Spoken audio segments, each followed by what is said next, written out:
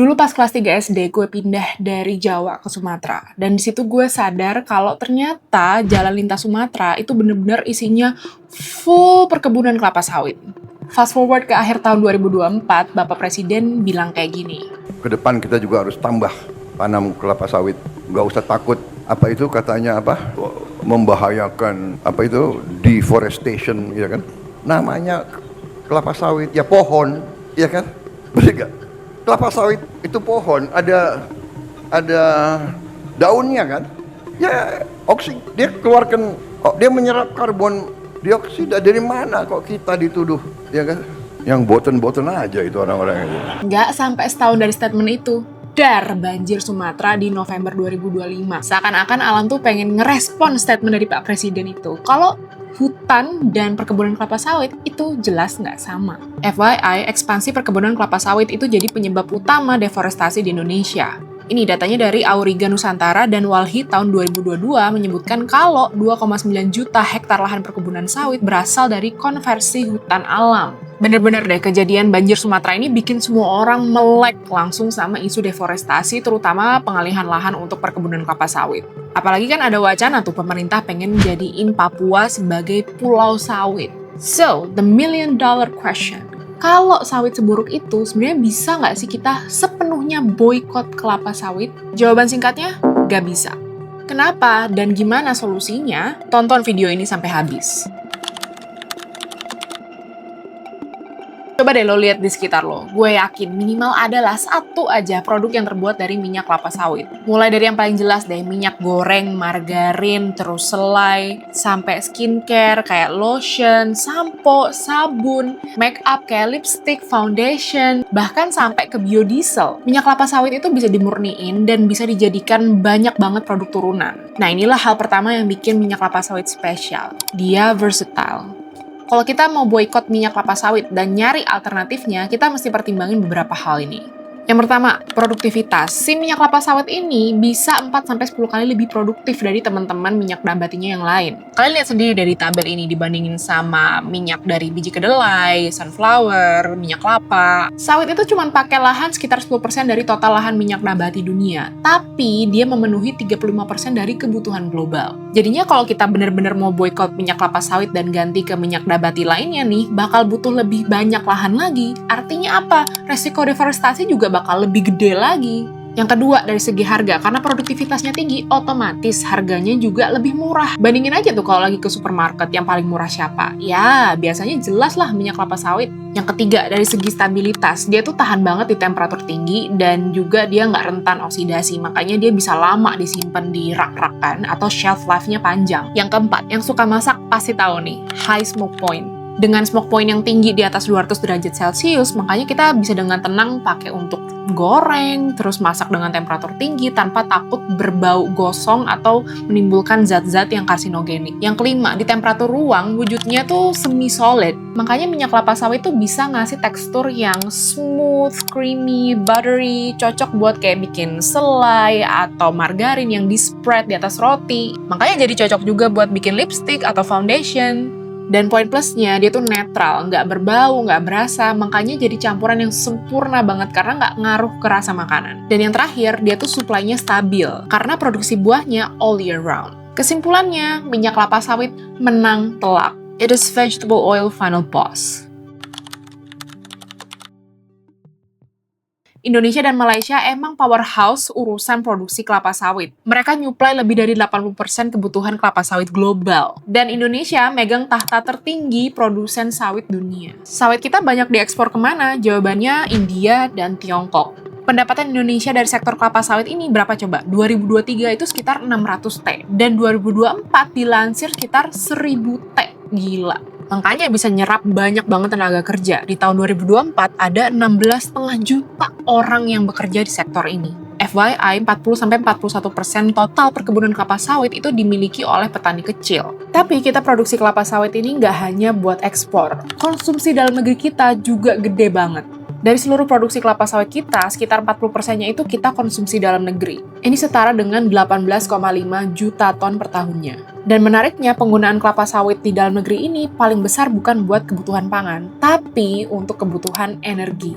Ya, sektor biodiesel yang jadi penyerap terbesar.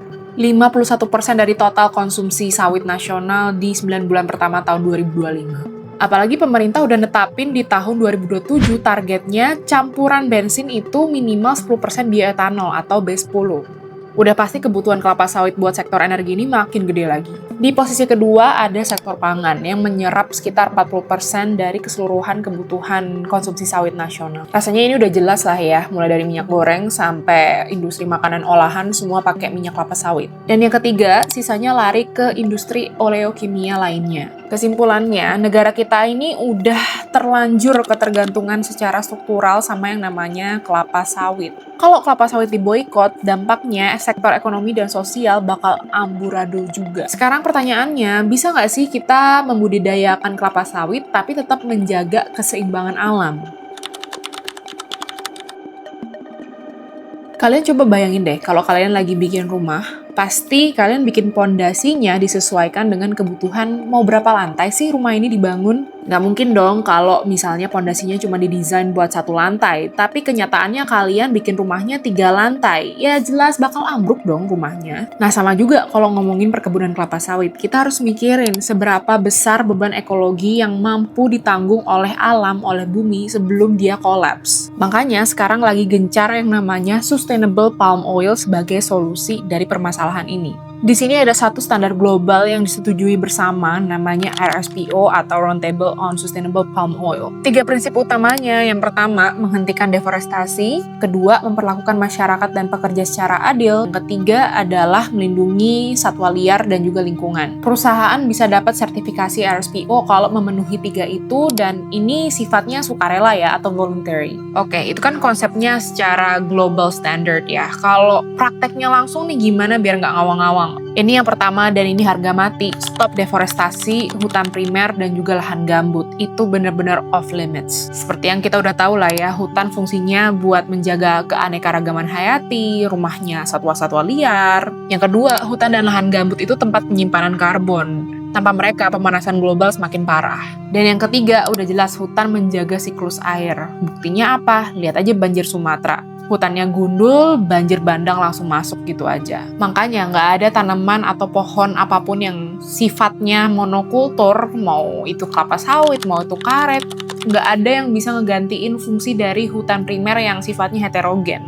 Kita bisa nyontoh negara Kolombia nih. Mereka produsen sawit terbesar keempat di dunia, tapi konversi hutan menjadi sawitnya itu relatif kecil loh, cuman 9% dari tahun 2001 sampai 2014. Karena mereka banyak bangun perkebunan kelapa sawit itu di ladang rumput atau di lahan pertanian yang udah lama non-aktif. Yang kedua, ternyata perkebunan kelapa sawit yang ada di Indonesia sekarang ini itu masih belum maksimal produktivitasnya. Kalau kita bandingin angkanya sama negara tetangga nih yang lebih produktif lahannya ya. Indonesia itu produktivitasnya 3,5 sampai 3,6 ton per hektar per tahun, sedangkan Malaysia itu 4 sampai 6 ton per hektar per tahunnya. Nah, ternyata triknya ada di replanting atau permajaan kelapa sawit.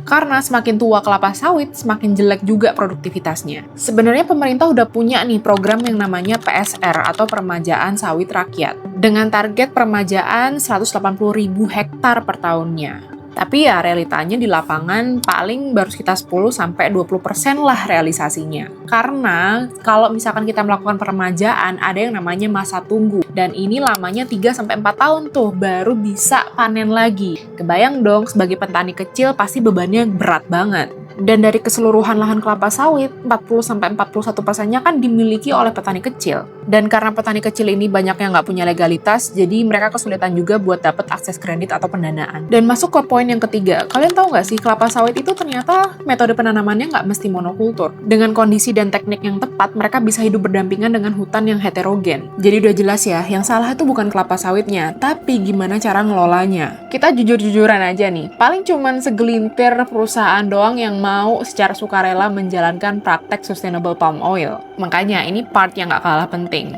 regulasi. Tadi kan kita udah bahas ya, kalau secara global ada sertifikasi yang namanya RSPO atau Roundtable on Sustainable Palm Oil yang sifatnya sukarela. Nah, kalau di Indonesia sendiri kita punya yang namanya ISPO atau Indonesian Sustainable Palm Oil. Ini adalah sertifikasi sawit berkelanjutan dari pemerintah Indonesia yang sifatnya wajib.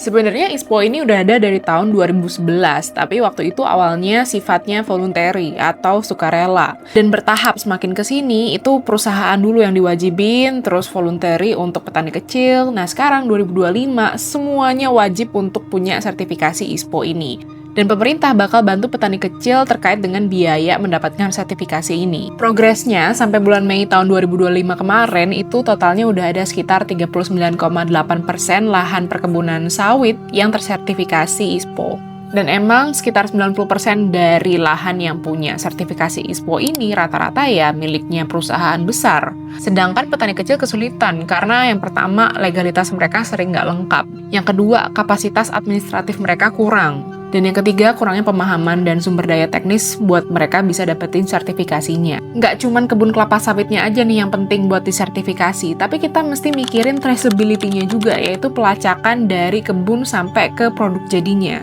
Menariknya lagi nih, produk yang dihasilkan dari kelapa sawit yang didapatkan dari kebun yang tersertifikasi ISPO bakal dapet label ISPO. Tapi ini masih on progress ya guys. Selain dari regulasi dalam negeri, secara global pun sebenarnya udah banyak tekanan nih buat permintaan sustainable palm oil. Uni Eropa sendiri netapin sejak Desember 2020 untuk semua komoditas termasuk itu kelapa sawit, kakao, kopi itu nggak boleh yang berasal dari lahan hasil deforestasi per tanggal kebijakan ini ditetapkan. Dan harus bisa ditrace juga dari mana sumber komoditasnya berasal. Kalau di Jepang, mereka punya yang namanya GGL atau Green Gold Label. Ini lebih ke arah komitmen perusahaan dan kriteria pengadaan perusahaan dan industri di Jepang. Meskipun sifatnya ini masih sukarela, tapi menurut pengamatan gue, baik perusahaan maupun industri di Jepang udah banyak banget yang mengadopsi GGL ini. Gue mau ngingetin satu hal, kalau ngomongin soal sustainability, kita nggak bisa cuma melihat dari sisi lingkungannya aja, tapi kita mesti melihat dari faktor ekonomi dan sosial juga.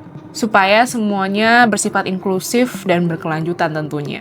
Kalau menurut kalian, penerapan prinsip sustainable palm oil ini tantangannya bakal ada apa aja ya?